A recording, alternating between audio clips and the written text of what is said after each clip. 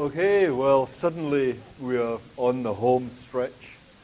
We're through personal identity, and we're on to agency and freedom. So today we're looking at Huxley's article on the hypothesis that animals are automata and its history. And then on Wednesday, we'll look at a very famous science article by Benjamin Libet, Do We Have Free Will? Well, it's discussing the results of some very famous experiments. I mailed out the Libet, and it's on the B-Space. If you have any trouble getting a hold of it, then please mail me. Anyone who's been trying to get this and can't get it? Okay. Okay, so I want to start out by going right back to the beginning of the course, to the first few discussions we had in the class. Here's an old friend. The dear old bat. So what's the point about the bat? What is the point about the bat?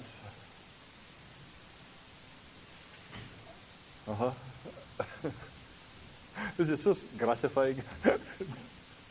Bats? Anyone? Yes? Thank you. We can never know what it's like to be a bat. Great. And what's the other side of it? But we can have full... You should take a bow. That's great.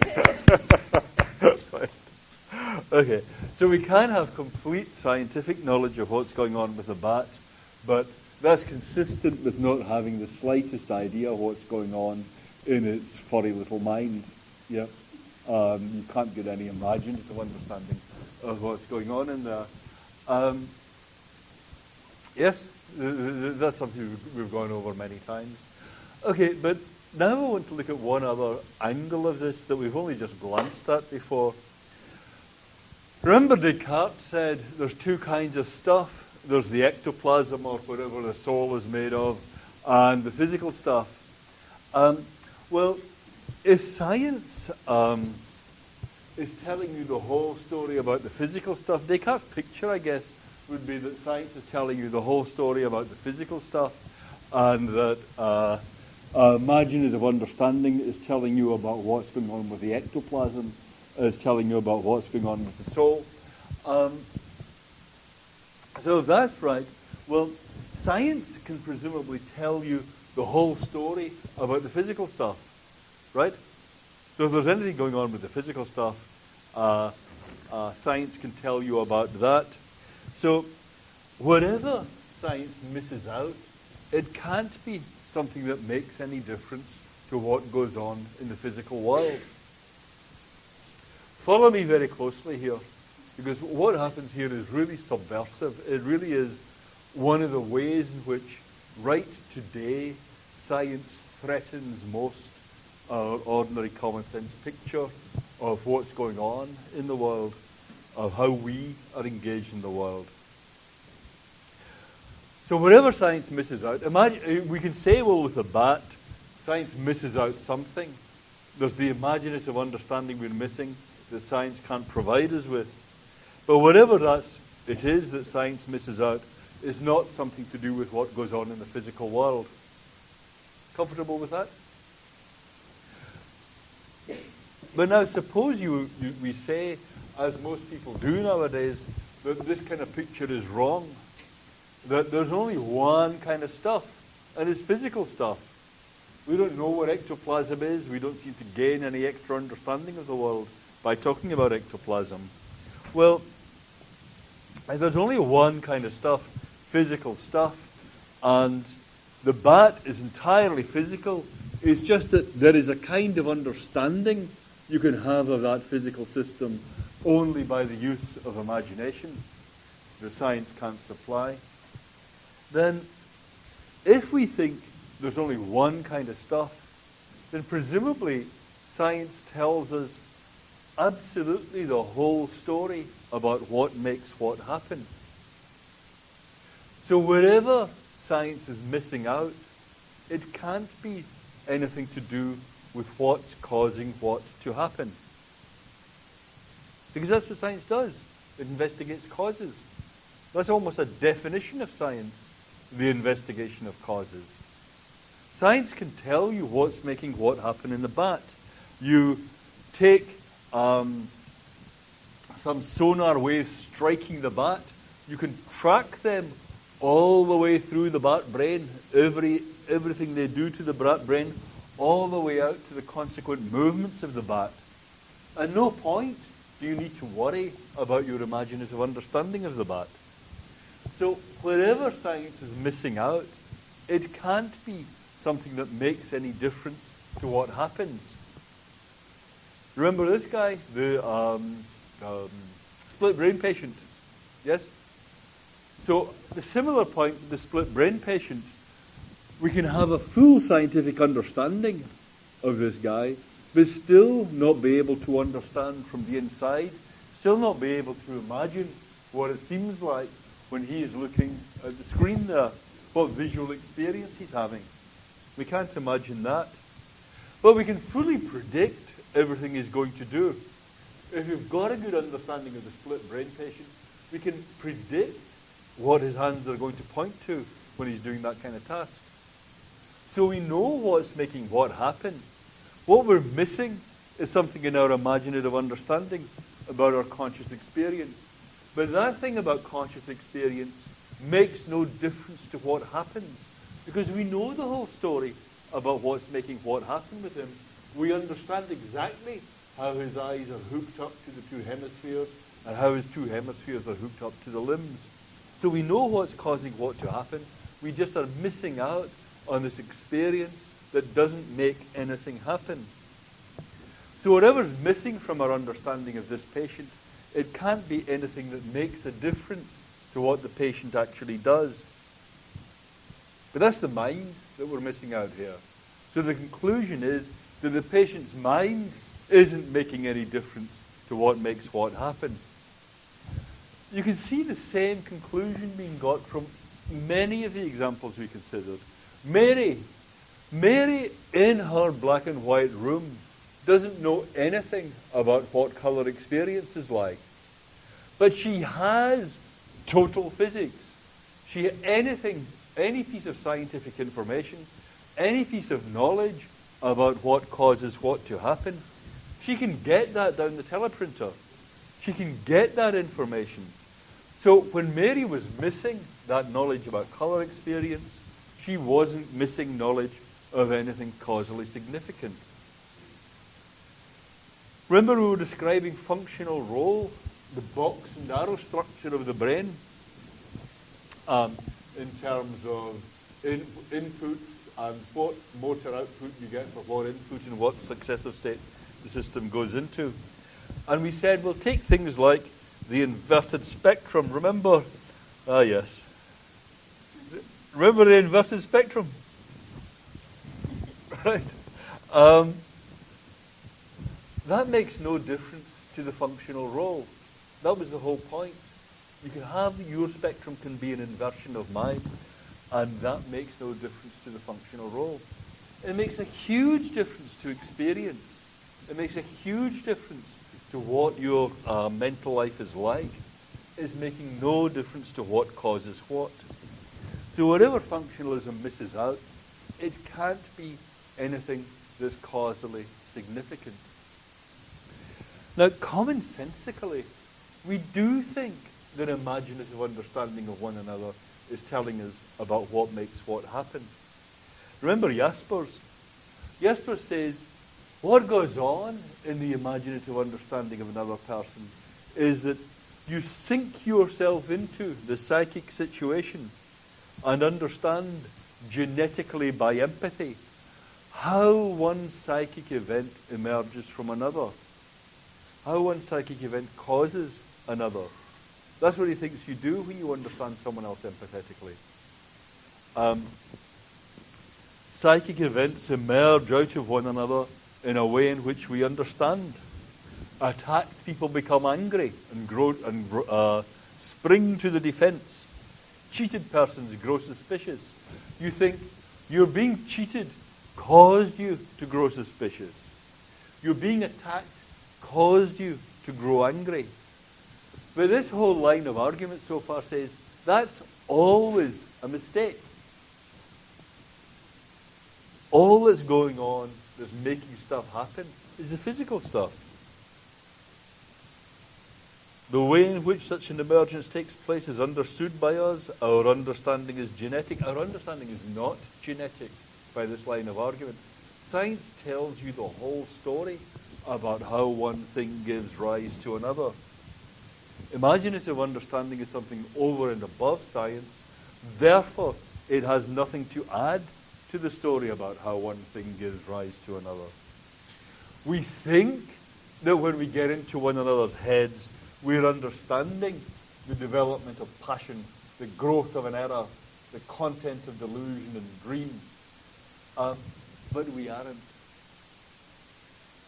All that's going on is that the brain, the physical, is ticking on its remorseless way, making one thing after another happen. And the psychological, the mental life, the conscious life, is just given off as an epiphenomenon. The psychological life are just shadows cast by the physical world. The things going on in the mental life no more cause one another than shadows cause one another.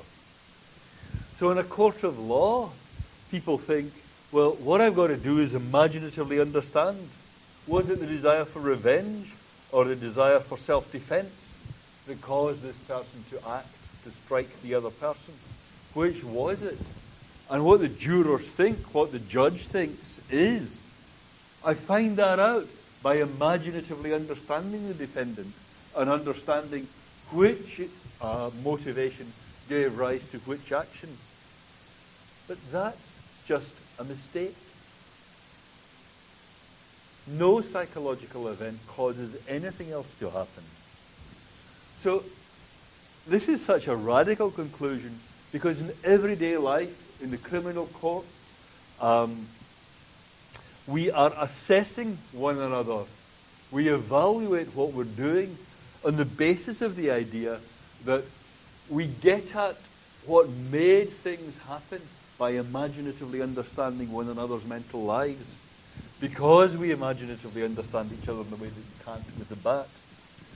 But according to this line of argument, that is all a mistake.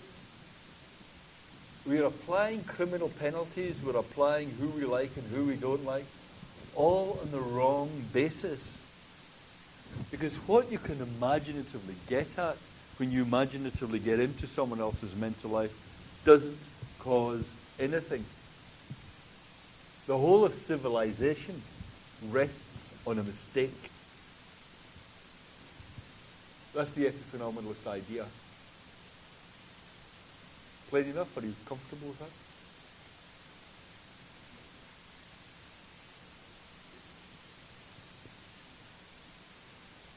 You can see this line of attack in many, many ways. I mean, in current psychology. I mean, take, for example, drug addiction. Often thought to be very reprehensible. Pull yourself together. We'll put you in jail if you don't pull yourself together. Psychiatry says no. Addiction is a disease of the brain. It's wrong to think of that in terms of responsibility and punishment. What you've got here has to be understood at the brain level. These are just special forms of this general argument being applied again and again in many, many particular cases. Yep. Epiphenomenalists, what?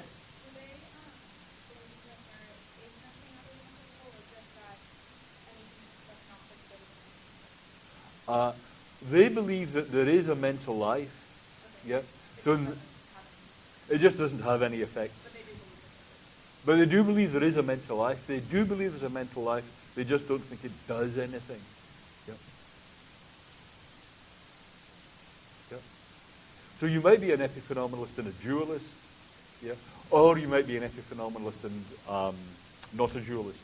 Think that there's only the physical world, but the mental is part of the physical world. But even if the mental is part of the physical world, it's not making anything happen. Yeah.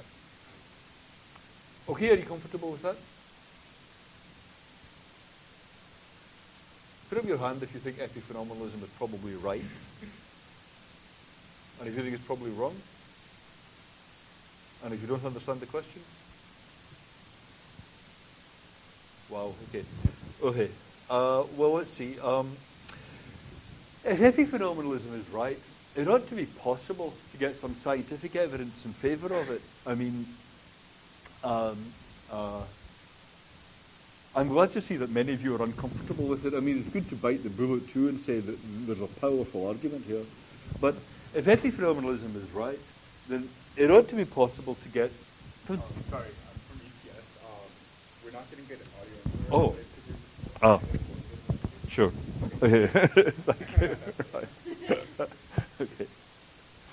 Okay, stand reproved. Okay.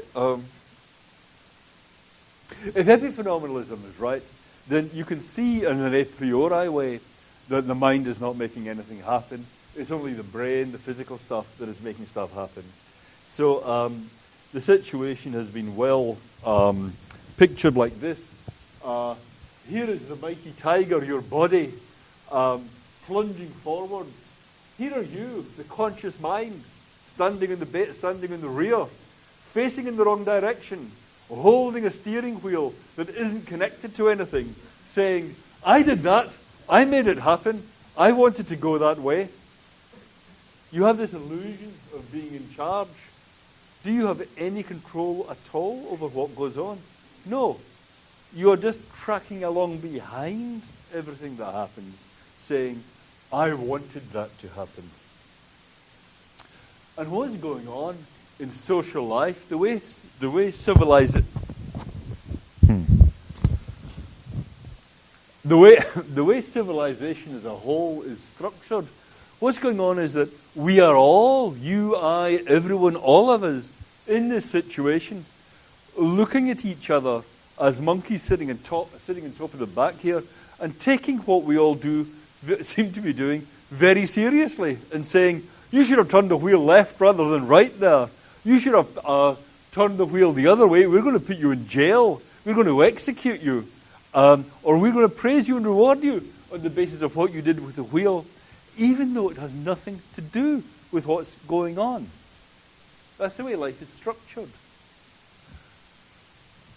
I think one of the most powerful ways science at the moment is attacking our ordinary picture is by developing special cases of this here, of this point, over and over again in particular areas. And it's important just as a citizen to try and think through what your reaction is to this kind of argument. Now, Huxley is one of the first people. What we'll see on Wednesday and Friday is this kind of line of argument that Huxley first developed is nowadays really going full throttle. There are very powerful arguments being developed along these lines. But Huxley, back in the 19th century, is one of the first people developing scientific arguments for epiphenomenalism. His main point is, you can see it in both animals and humans, that you can have complex, coordinated actions that are clearly being performed without the benefit of consciousness. It's not as if consciousness... So the general point here is, first, let's get rid of the idea that if you're going to do anything very complicated, you're going to need a mental life to steer it. Because there can be very complex actions without the benefit of consciousness. It's not as if only simple reflex actions can be performed without consciousness. Descartes said that animals were mere automata. That's why this picture is relevant. Descartes said, beneath the skin of an animal, let's just look at that one more time because it's such a great painting. Descartes said that beneath the skin of an animal, there is only machinery. There is only an automaton. You don't need to suppose that animals have any consciousness at all. Huxley says, You can think of animals as having consciousness, all right. But with animals, unlike with humans, we can experiment pretty freely. And when you do that, you realize that the animals, even if animals have conscious lives, it's not making any difference to what happens. Everything the animal does, it can do in the absence of its conscious life. And then his ultimate point is, it's the same for us. Even though we have conscious lives, they don't really affect what's going on. It's the underlying machinery that does the whole thing. Here's Huxley. Though we may see reason to disagree with Descartes' hypothesis that brutes are unconscious machines, it does not follow that he was wrong in regarding them as automata. So they're automata in the sense that everything they do is deterministically prescribed by the workings of the underlying machinery. No more factors than that. They may have conscious lives, but they're still automata, because the consciousness is just a balloon tied on top that is not making stuff happen. The consciousness of brutes would appear to be related to the mechanism of their body simply as a collateral product of its working, and to be as completely without any power of modifying that working as a steam whistle which accompanies the work of the locomotive engine is without influence on its machinery. Their volition, if they have any, is an emotion indicative of physical changes, not a cause of physical changes. So as you can see, here's the train, there is the whistle. As you will have observed, as the train is rolling through the night, the lonesome whistle sounds from time to time. Does that lonesome whistle make any difference to where the train is going, to the working of the machinery? No. It is simply a symptom of what is happening to the machinery, or mere high spirits on the part of the engineer. It doesn't actually do anything. Yep.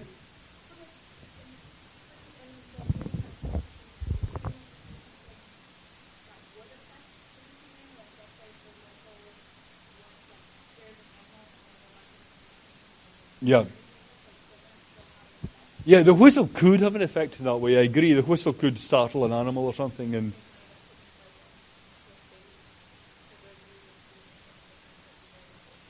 yeah, no. No. I mean, the epiphenomenalist view is the mental state is just like the whistle, except there is no such possibility of it even indirectly affecting anything else.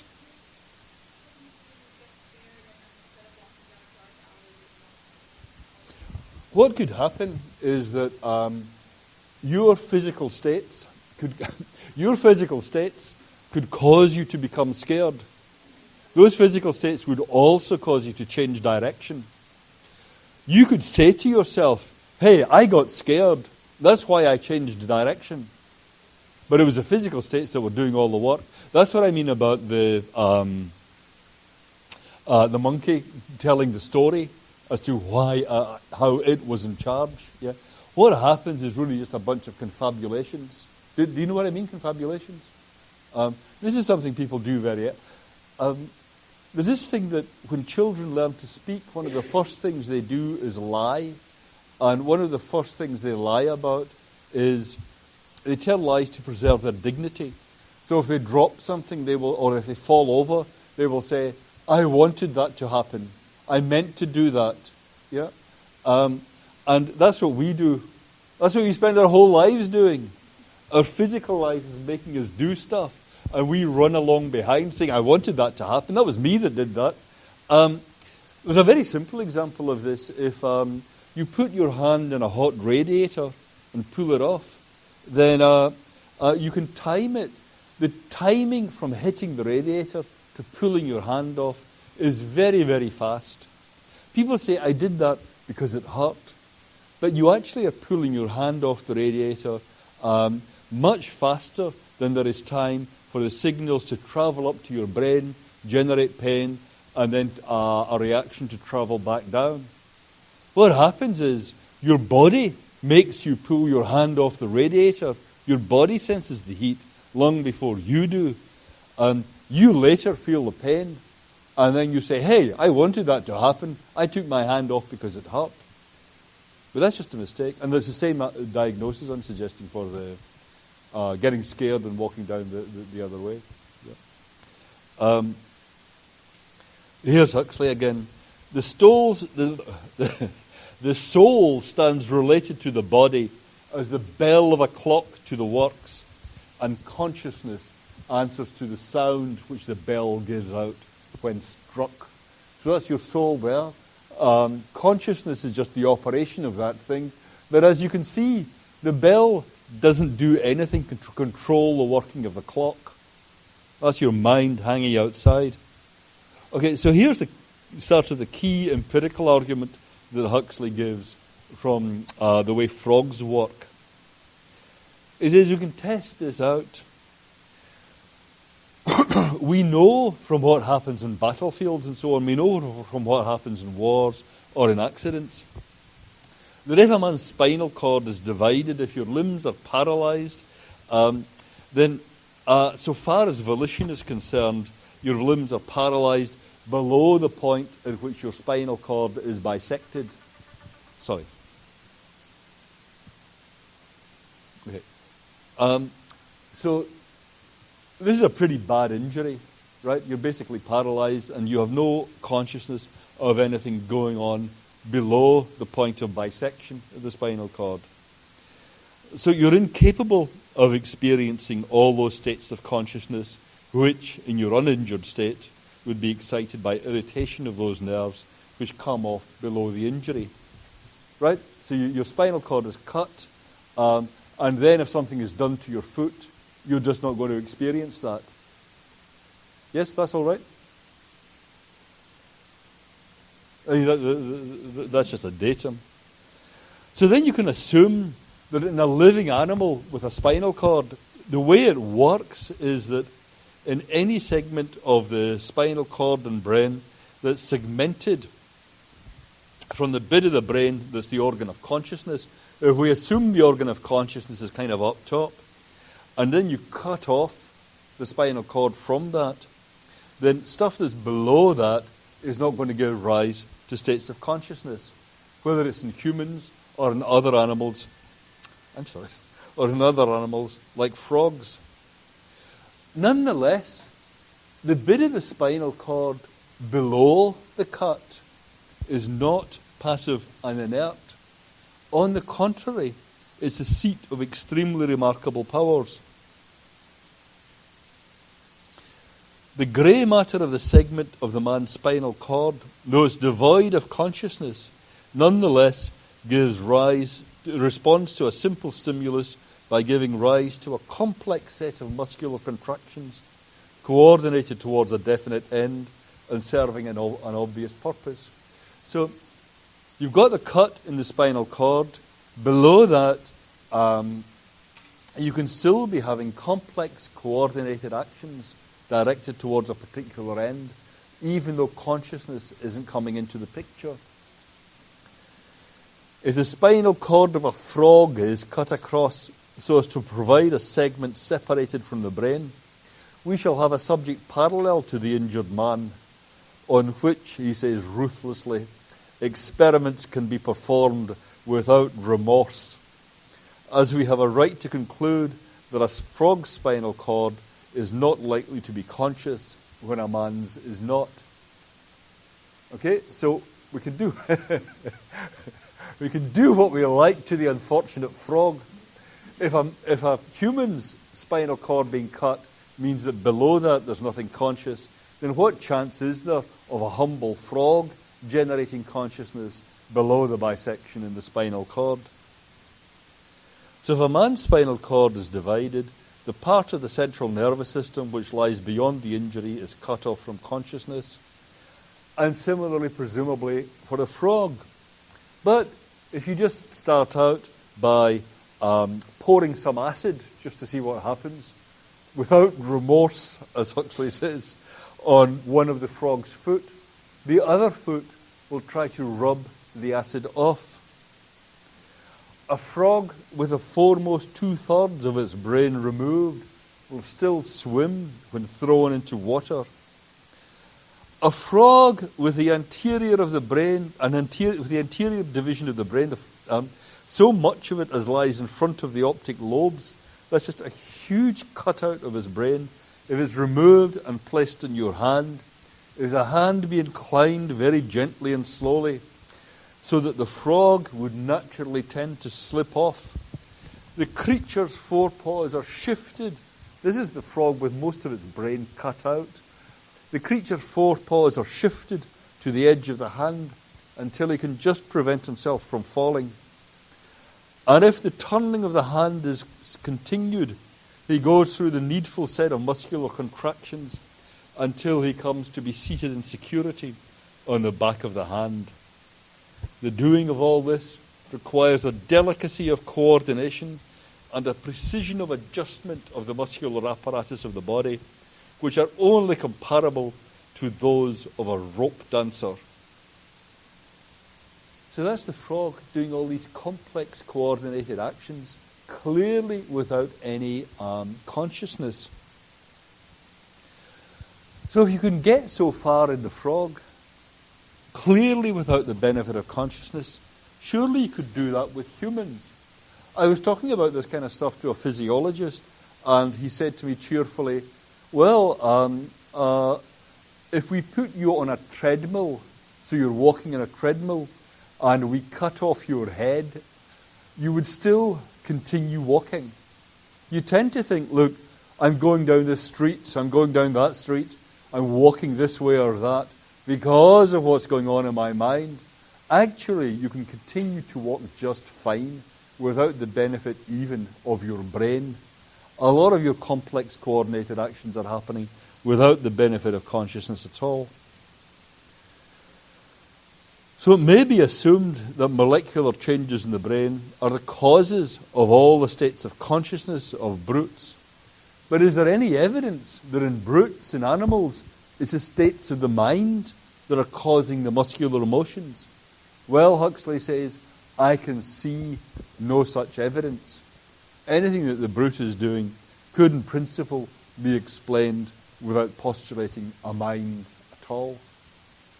And similarly, for us, once you see what we are all capable of without consciousness, you then ask, but do we need consciousness to do that stuff anyway? That really is such a key message of science for all of us in everyday life. Yep.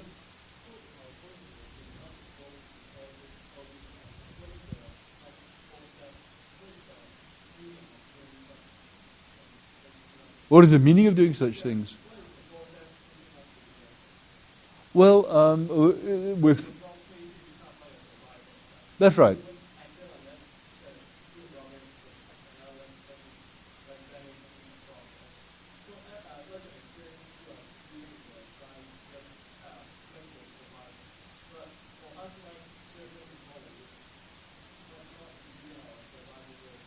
Going to college is not increasing your survival rate.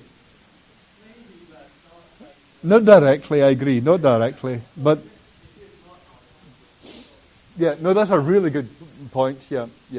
But I guess any evolutionary psychologist would say the way evolution works in humans is very complex and indirect. There's a lot of subtlety in it. And suppose you're asking, what's the reason for the evolution of language? Yeah. One hypothesis is it has to do with storytelling. The ability to tell stories. That if you're looking for a mate, then storytelling among humans will really, so the idea is get you a long way. And if you think of the tales of the Arabian Nights, right, that kept Scheherazade, how do you say it? The narrator alive for a very long time. Yeah. That was survival, yeah.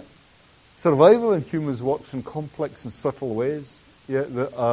So choosing a task may be a byproduct of all those selection pressures, but just because of the length of the evolutionary process, all these subtle and indirect things are coming into play. But still, it's a great question, yeah, because you naturally think, consciousness sets my goals. Yeah, it is only because I consciously set my goals that I have targets that I'm trying to meet. And if the targets that I consciously set aren't what's really setting my targets, then what is doing it? But the answer may well be these background evolutionary pressures. In fact, really, there's a sense in which I don't know what else would be doing it on a scientific account.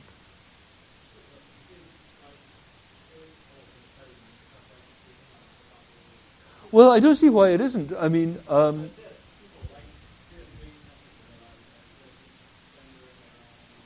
people are just wandering around. Yeah. Yeah. Yeah.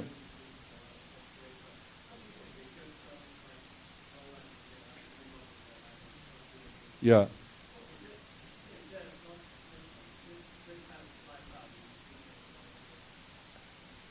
I don't quite understand what your point is. Well, I can see one argument being, well, we're all going to college. From an evolutionary point of view, what on earth is the point of that?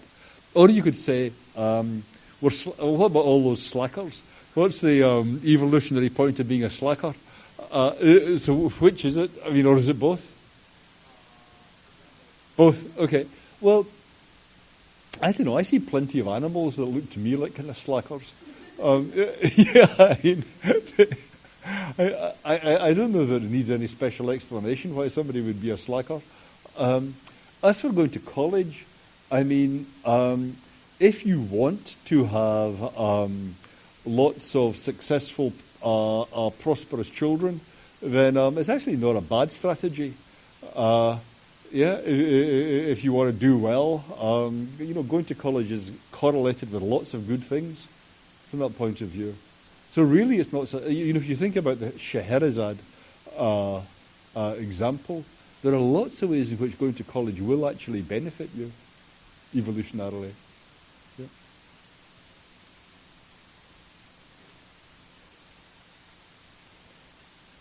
Okay, so we're content with epiphenomenalism so far? Okay. So then the next issue is, are we free? Does that mean we're not in charge? Or do we still have responsibility for what we do? I mean, after all, if that's the right picture, the monkey thinks that they're free. The monkey thinks they're in charge, but they are not.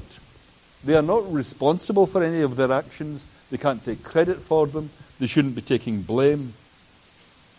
Now, Huxley says, well, you actually can be free, even if epiphenomenalism is true.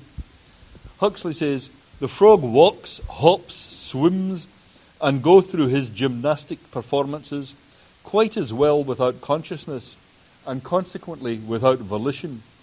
But nonetheless, the frog is free, Huxley says. The frog is free in that, after all, no one is preventing the frog from doing what it wants to do. When the frog is hopping, swimming, and going through its gymnastic performances, one scenario would be a hand clamps down and stops the frog from doing any of that stuff. But there is nothing stopping the frog from doing any of that stuff. In that sense, Huxley says the frog is free. The frog's free in that there's nothing that prevents it doing what it desires to do. It is true that its desires don't make anything happen. Its desires don't actually make stuff happen. It has the desires. Its desires don't actually make anything happen. But there is nothing that's systematically trying to thwart its desires either. So Huxley says that's what freedom is. Can you put your hand up if you're happy with that as a definition of freedom? I mean, this is you, remember. If you're not happy with that as a definition of freedom, why are you not happy? What's the problem with that? Yep. Your choices, that is true, your choices don't matter. But nobody's stopping you getting it.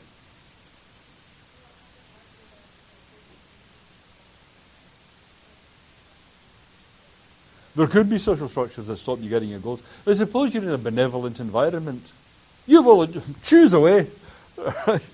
And your desires, your actions will often be such as to get you what you chose. It's just that your choices don't make a difference. To say your choices don't matter, sometimes that means, well, there's some powerful individual around who will make it the case that I don't get what I chose. But you might systemically get what you chose, even though your choices aren't causing anything to happen. That's what Huxley thinks the situation is. Yep. You have desires that conflict with your actions.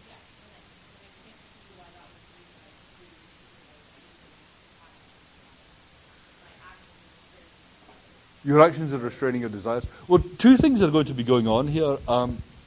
One is that one will be the I wanted that to happen syndrome, where you walk down the lighted road rather than the dark road, and you say, oh, I did that because I thought that one was scary. That's not true. You know, that's like the hand in the radiator thing. What happened was you just started walking down the lighted road, and then being challenged on why you were doing that, you said, oh, I thought the dark one looked a bit scary. So what you do is, after the fact, you conform your desires to what you actually did. Okay, and if you don't do that, then then the world may often thwart you. Yep. But it will also be true that the brain states that are causing your desires will also be causing the action in such a way that it comes out that your desire and the action match, but not because your desire caused the action.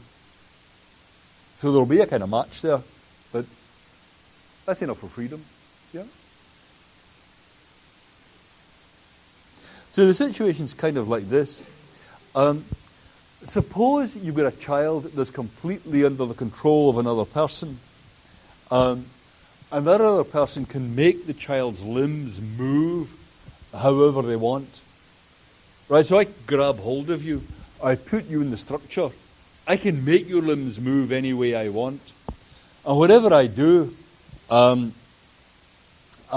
you say, hey, I wanted my limbs to move that way. Or maybe I see what you desire. Maybe I make you have the desires directly. Maybe I just fill you with a desire to move your limb this way, and then I make your limb move that way, just for the hell of it. So that's the situation that we're all in, according to the Epiphenomenalist. Your brain, your physical states, make your limbs move. Typically you will say, hey, I wanted that. But also your brain states may make you have the desires anyway in such a way that they match the actions. Your brain is kind of benevolent in that way. So even if your desires are all formed after the fact, the rationalizations, even if your desires are all formed after the fact in that way, the rationalizations of what you're trying to do, I agree with you guys of saying that isn't freedom. You want to be in charge. Right? Surely if your mental life isn't in charge even of the ways your limbs move, then you have nothing in the way of freedom. Yeah? Just not having somebody around obstructing your desires, that's not enough for freedom. For freedom, you want to be the one who is making things happen. But what this whole line of argument is telling you is that you are not the one who's making things happen. Yep. What is controlling the physical state? Yeah, well, the brain is very complex, right? So there's going to be a lot of genetic factors in how your brain was made just the way it was. There's going to be all these environmental factors striking the brain. And there's going to be the ongoing internal processing of the brain, all through your life. So there'll be a whole complex of factors affecting what the brain does. And And that will be really the story as to why you do the things you do. But the mental life just doesn't come into it. It's the brain that does everything. I'm so sorry. Okay, it's the brain that is doing everything.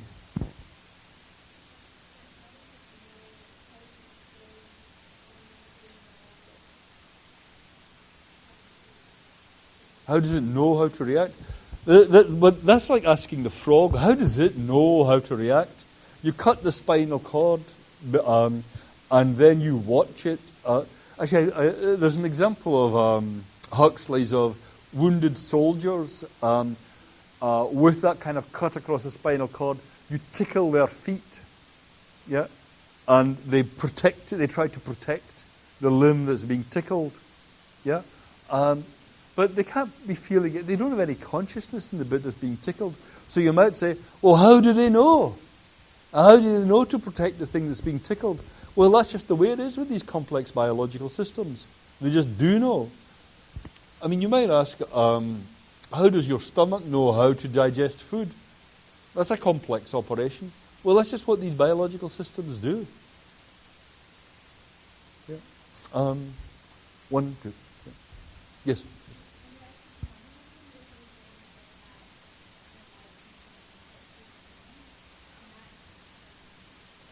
Yeah. If predetermined means determined independently of anything to do with your psychological life, then yes.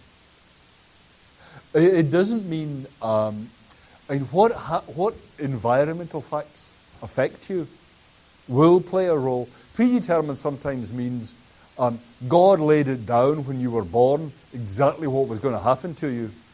Epiphenomenalism does not mean that. Epiphenomenalism can say, look, if you're in an earthquake, for example, what happens to your body then was not predetermined. Yeah? These things just happen. Life happens en route. So it's not predetermined in that sense that it was laid down from the beginning of time what was going to happen to you.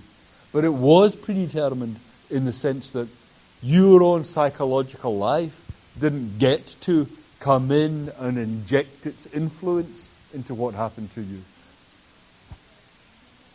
Yeah.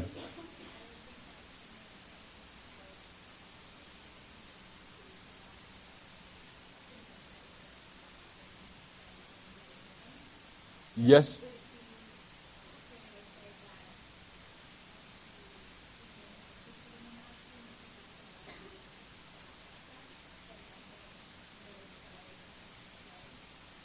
No desire can come into play after you started the action, but no desire came into play in the initiation of the action either. That's the hard idea. Yeah. But that's the important point. I mean, drug addiction is a good example to bear in mind. The idea is that someone said to me, look, you put a crack addict in front of a computer screen with the electrodes in their head, and you show them a picture of a crack pipe, and their whole frontal cortex just lights up. This person has just been turned into a machine looking for crack. Yeah, and talk about desires of their mental life doesn't really seem to the point when you see what a big brain phenomenon it is. It's not that they're in conscious control anymore of what is going on. They have just been turned into crack-seeking missiles, if you see what I mean. Yeah. So that would be the picture. Yeah. It's not that they talk about conscious desire initiating things. That's not relevant anymore. Okay. So with the downfall of civilization, we'll pack it up for today and we'll carry on the good work on Wednesday. Okay. Thanks, guys.